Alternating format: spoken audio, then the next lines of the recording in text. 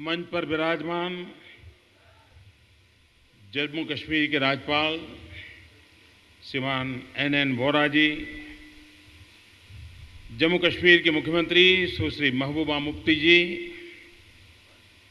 केंद्र में मंत्रिपरिषद के मेरे साथी डॉक्टर जितेंद्र सिंह, जम्मू एवं कश्मीर के उप मुख्यमंत्री डॉक्टर निर्मल कुमार सिंह, नारायण रुद्रालय के अध्यक्ष डॉक्टर देवी शेट्टी जी, श्री माता वैष्णो देवी श्राइन बोर्ड के सीईओ श्रीमान ए.के. साहू, मंच पर विराजमान सभी महानुभाव और विशाल संख्या में पधारे हुए प्यारे भाइयों और बहनों,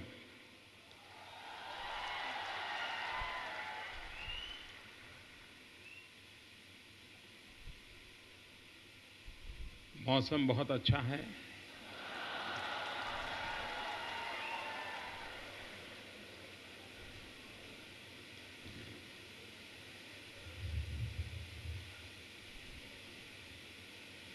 मैं जब महबूबा जी को सुन रहा था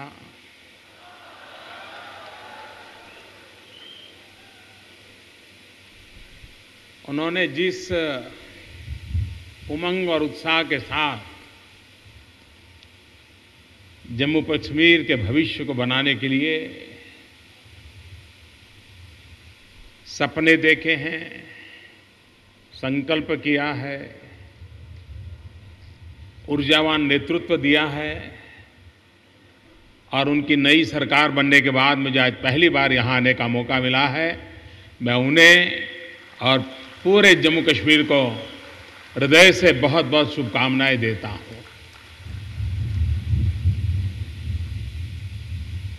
वैसे आज का ये अवसर जम्मू कश्मीर के जीवन में एक नया उमंग भरने वाला अवसर है, लेकिन ऐसे उमंग भरे अवसर पर मुफ्ती साहब की गैरहाजिरी हम महसूस करते हैं। बहुत लंबा उनका कार्यकाल रहा सार्वजनिक जीवन में, और जब भी मेरा उनसे मिलना हुआ एक बात उनके दिमाग में रहती थी,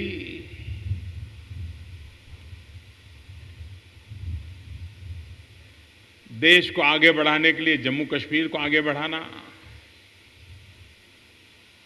एक बात उनके दिल में रहा करती थी,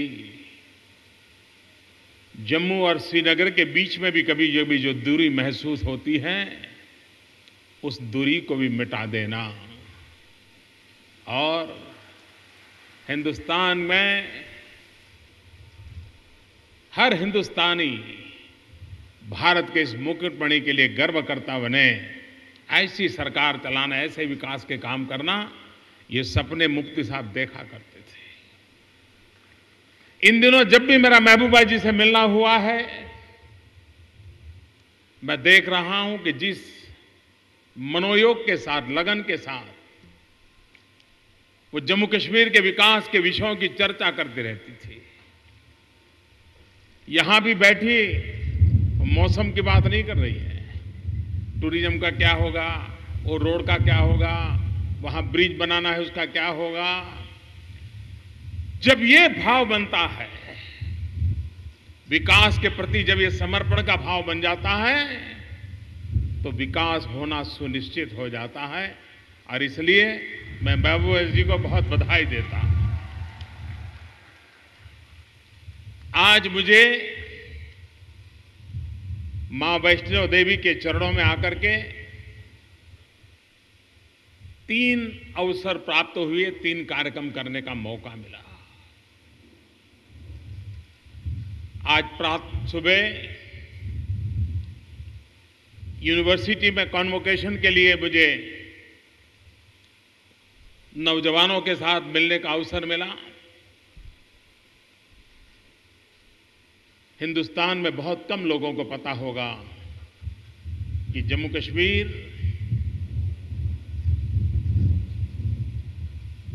करीब करीब देश के सभी राज्यों के विद्यार्थियों को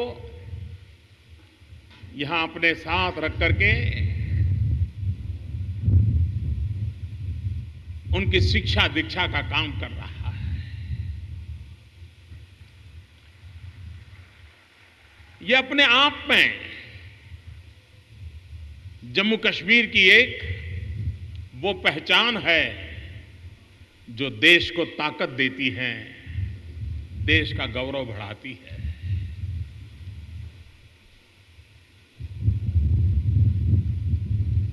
आज मुझे एक स्पोर्ट्स कॉम्प्लेक्स का भी उद्घाटन करने का अवसर मिला।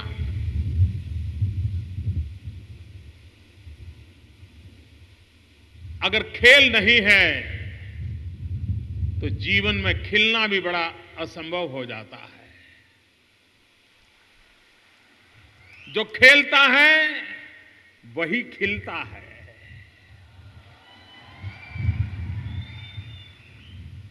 कभी कभी हम जीवन में एक शब्द बड़े गर्व के साथ सुनते हैं, और वो सिर्फ खेल के मैदान में नहीं सुनते, जीवन के हर दौर पर हम ये सुनते हैं। कोई भी व्यक्ति कुछ अच्छा करें, कुछ अलग तरीके से करें, तो हम तुरंत कहते हैं नहीं नहीं भाई, उसमें तो बड़ा स्पोर्ट्समैन स्पिरिट है। दो भाई के बीच में भी कोई बात हो जाए और एक भाई कोई उदारता से व्यवहार करे तो नहीं नहीं भाई, वो छोटा भाई है ना, वो तो बड़ा स्पोर्ट्समैन स्पिरिट वाला है। ये स्पोर्ट्समैन स्पिरिट शब्द खेल के मैदान में खिलाड़ियों ने जो साधना की है ना, उसका परिणाम है कि ताकतवर बना हुआ है। अगर स्पोर्ट्स है तो स्पोर्ट्समैन स्पिरिट है, और अगर स्पोर्ट्समैन स्पिरिट होता है तो अपनेपन का भाव, किसी के लिए कुछ छोड़ने का इरादा, किसी को साथ लेकर चलने का इरादा, कंधे से कंधा मिलाकर के विजय प्राप्त करने का हौसला, कदम से कदम मिलाकर के चलने के इरादे, ये स्पोर्ट्समैन स्पिरिट के साथ अपने आप उजागर होते हैं। मां वैष्णो देवी के श्राइन बोर्ड के द्वारा ये जो स्पोर्ट्स कॉम्प्लेक्स बना है, वो सिर्फ स्पोर्ट्स को ही बढ़ावा देगा ऐसा नहीं, वो स्पोर्ट्समैन स्पिरिट को बढ़ावा देगा, जो जीवन के अंदर एक लुब्रिकेशन का काम करता है, जीवन को एक ताकत देने का काम करता है।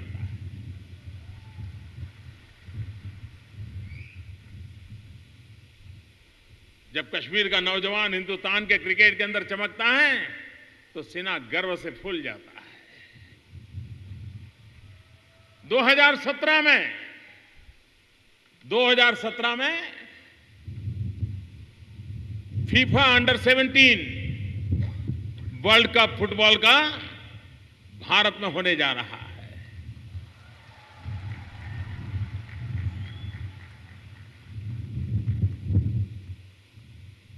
ये FIFA under 17 world cup Bharat के नौजवानों में आने वाले दिनों में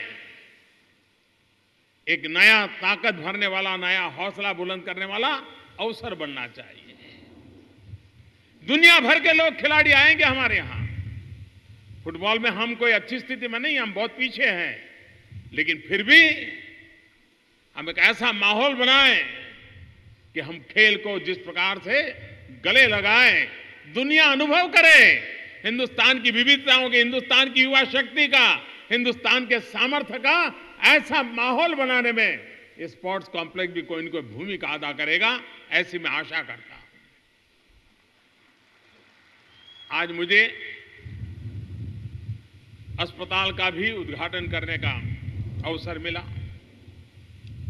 अब मैं ये गलती तो नहीं कर सकता हूं कि मैं ये कहूं कि आपका अस्पताल भरा भरा रहे। मैं ये तो नहीं कह सकता हूं कि आपका अस्पताल कभी खाली ही न रहे।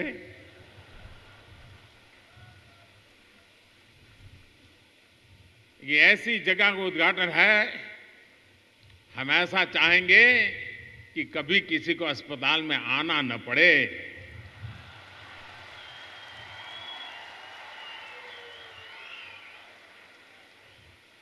और अगर स्पोर्ट्स कॉम्प्लेक्स है, जीवन में खेल है, तो अस्पताल से दूरी बन रहना संभव भी है।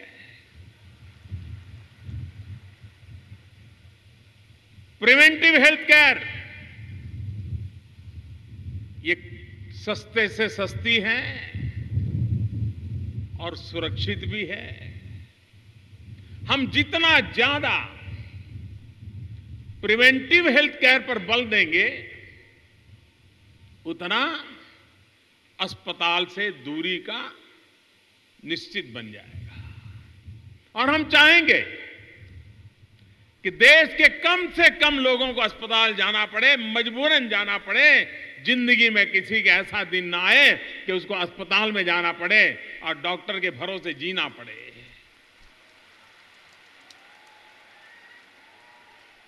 लेकिन इसके लिए प्रिवेंटिव हेल्थ केयर, हमारी लाइफस्टाइल ऐसी बदल रही है कि अब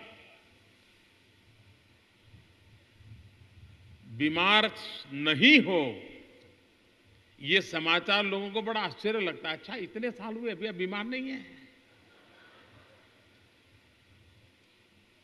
कभी तेज गति से चलते हैं तो लोग पूछते हैं आपको थकान नहीं लगती क्या?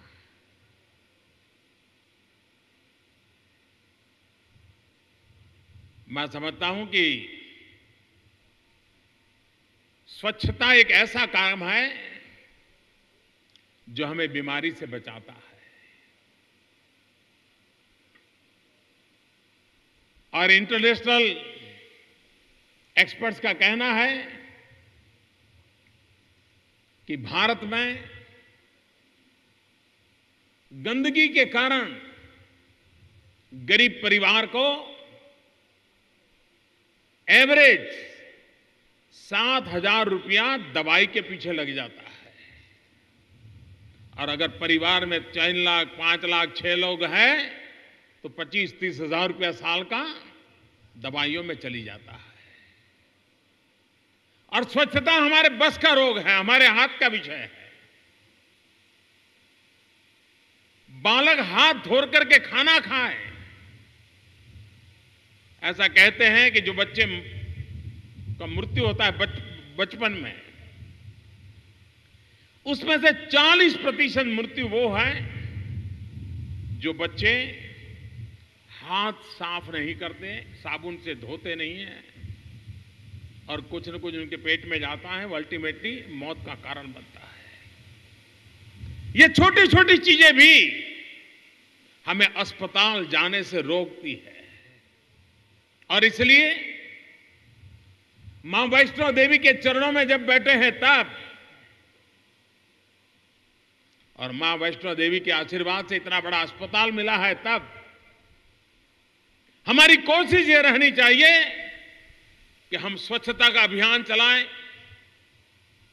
हम जीवन को ऐसे जिएं ताकि हम स्वस्थ रहने के लिए अपने आप को योग्य पाएं। भारत ने दुनिया में योगा पहुंचाया है।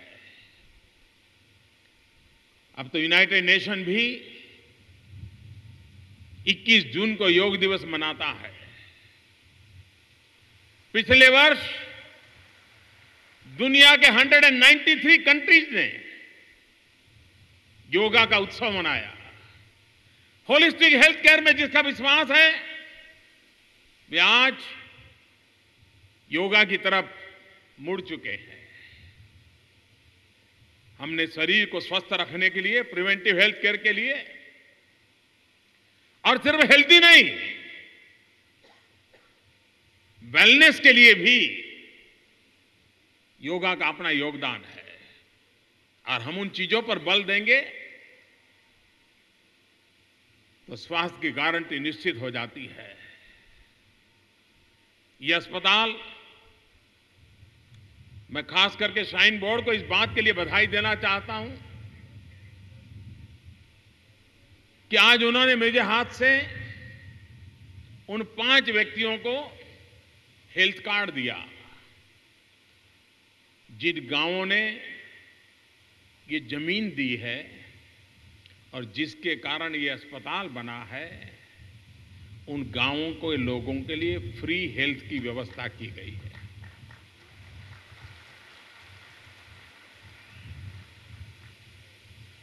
मैं उन गांव वालों को हृदय से अभिनंदन करना चाहता हूं। उन्होंने कुछ दिया। जमीन देना बहुत सरल बात नहीं होती है, लेकिन उन गांव वालों ने जमीन दी। उन्होंने तो जमीन दी, लेकिन वो जमीन आज उस रूप को धारण किया है कि जो लोगों को जीवन देने का काम करेगी।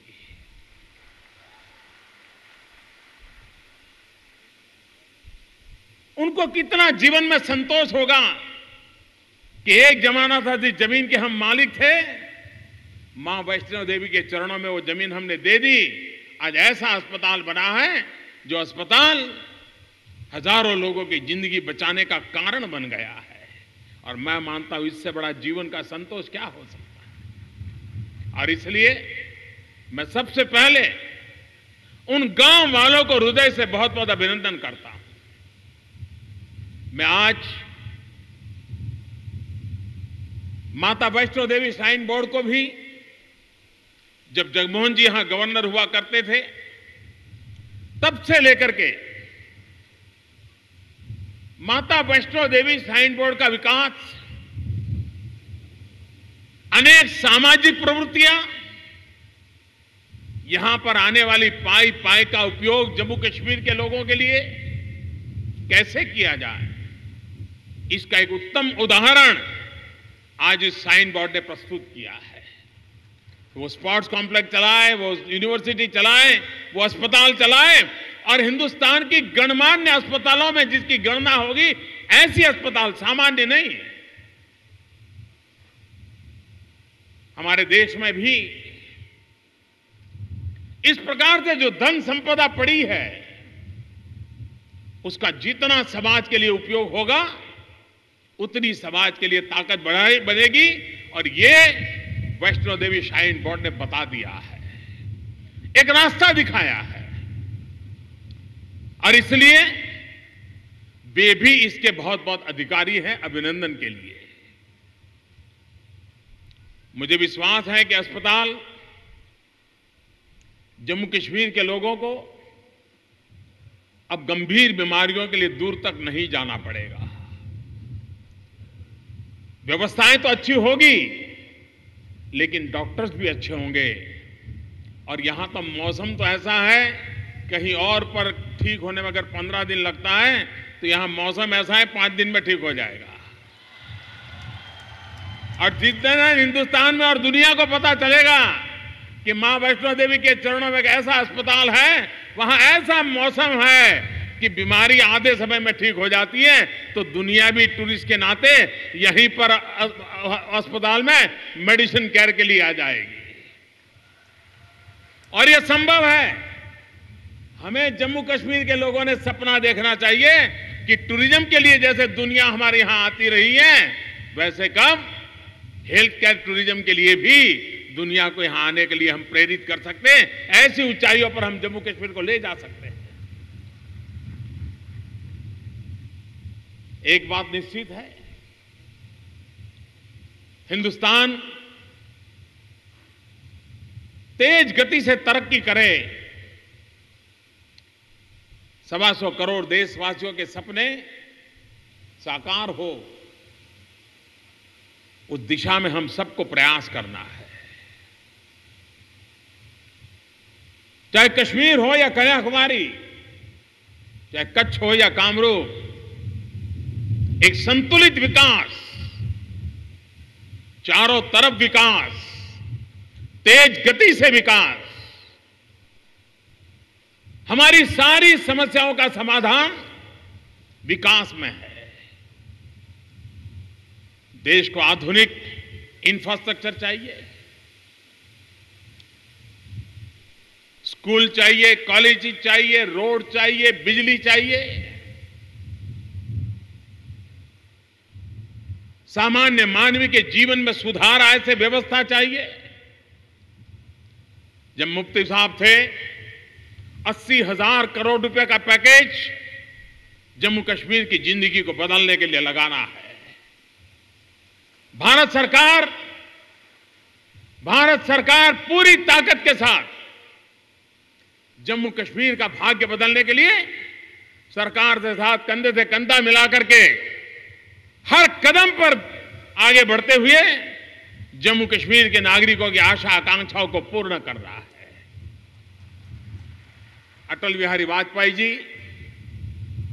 जिनके प्रति जम्मू कश्मीर के लोगों की अपार श्रद्धा रही, शायद हिंदुस्तान में बहुत कम ऐसे लीडर हुए हैं कि जिनके प्रति सामान्य मानवी के मन में इतनी आस्था हो जितनी अटल बिहारी वाजपेयी के लिए जम्मू कश्मीर में दिखाई देती है।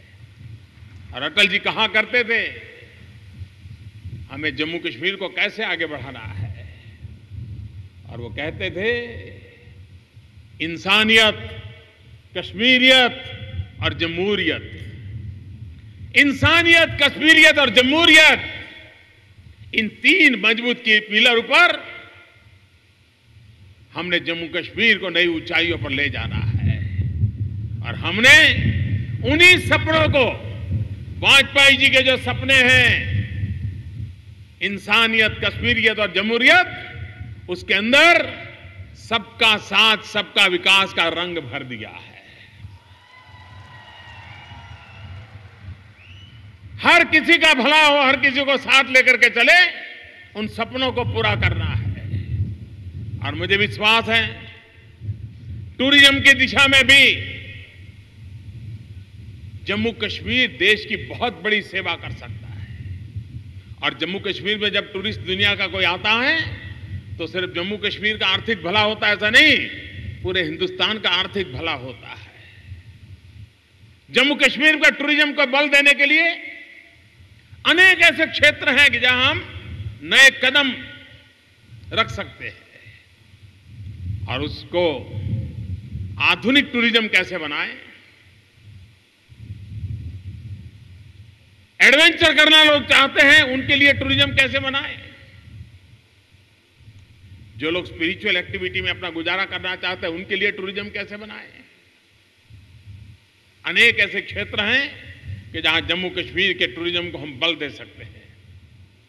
और जम्मू कश्मीर सरकार और भारत सरकार दोनों प्रतिबद्ध हैं कि जम्मू कश्मीर में टूरिज्म के लिए आवश्यक आधुनिक इंफ्रास्ट्रक्चर तैयार हो, टूरिज्म के लिए आवश्यक सुविधाएं सामान्य मानव के लिए तैयार हो। रेल का काम बड़ी तेज गति से चल रहा है, उसका बहुत सुखद परिणाम आने वाले दिनों में मिलने वाला है। रोड, जम्मू से श्रीनगर जाने का समय आधा कर देने के इरादे से नए रोड बनाने की दिशा में काम चल रहा है। जितना इंफ्रास्ट्रक्चर तेजी से बढ़ेगा, लेह लद्दाख तक हम जुड़ जाएंगे, तो मैं मानता हूं कि आने वाले यात्रियों को इस तरफ आने का मन स्वाभाविक कर जाएगा। और इसलिए विकास की नई ऊंचाइयों को पार करने के इरादे से इंफ्रास्ट्रक्चर पर बल देते हुए दोनों सरकारें कंधे से कंधा मिलाकर के काम कर रही है। मेरी महबूबा जी को अनेक अनेक शुभकामनाएं हैं। मैं गवर्नर साहब का भी अभिनंदन करता हूं कि श्राइन बोर्ड के द्वारा इतने इनिशिएटिव लिए हैं जो सामान्य जम्मू कश्मीर के नागरिक भला करने में काम आएंगे। आप सबको भी मेरी बहुत बहुत शुभकामनाएं। धन्यवाद।